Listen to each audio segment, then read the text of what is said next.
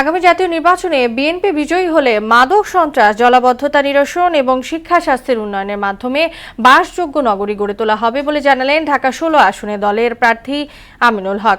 এই নির্বাচনে জনগণ সৎ যোগ্য প্রার্থী বেছে নেবেন বলেও আশা জানান তিনি। সকালে নিজ নির্বাচনী এলাকা প্রচারণায় অংশ নিয়ে এসব কথা বলেন আমিনুল হক। তানজিদ ভুঁইয়ার প্রতিবেদন। শুক্রবার সকালে মিরপুরের পল্লবী ১২ নম্বর সেকশনে নির্বাচনী প্রচারণায় অংশ নেন ঢাকা ১৬ আসনের বিএনপির প্রার্থী আমিনুল হক। এ সময় ধানের শীষের পক্ষে লিফলেট বিতরণ করে সবার দোয়া ও সহযোগিতা কামনা করেন তিনি। নির্বাচনী এলাকার বিভিন্ন ওয়ার্ডের বিএনপি ও অঙ্গ সংগঠনের নেতাকর্মীরা এতে অংশ নেন। এ সময় ধানের শীষের পক্ষে স্লোগান দিয়ে আমিনুল হকের জন্য ভোট চান তারা।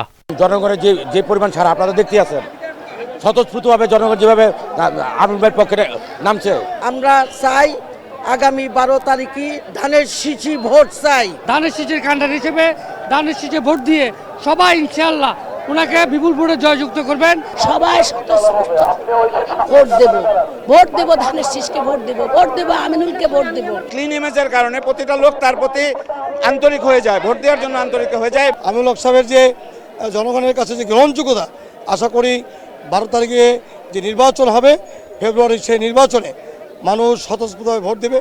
সন্ত্রাস, চাঁদাবাজ মুক্ত এলাকা গঠনের পাশাপাশি শিক্ষা, স্বাস্থ্য ও খেলাধুলায় জোর দেওয়ার কথা জানান বিএনপি প্রার্থী। আল্লাহ যদি আমাকে কবুল করে, আমরা প্রত্যেকটি ঘরে ঘরে বিনামূল্যে স্বাস্থ্য সেবা পৌঁছে দিতে চাই। জলাবদ্ধতা রয়েছে, মাদক, সন্ত্রাস, চাঁদাবাজি থেকে আমরা জিরো টলারেন্স নীতি গ্রহণ করে আমরা আমার এই এলাকাকে চাঁদাবাজ মুক্ত এবং মাদক মুক্ত সমাজ গড়ে তুলব ইনশাআল্লাহ। জলাবদ্ধতা এবং আবাসন সমস্যা নিরসনের পাশাপাশি নারীর ক্ষমতায়নে কাজ করার কথাও জানান তিনি।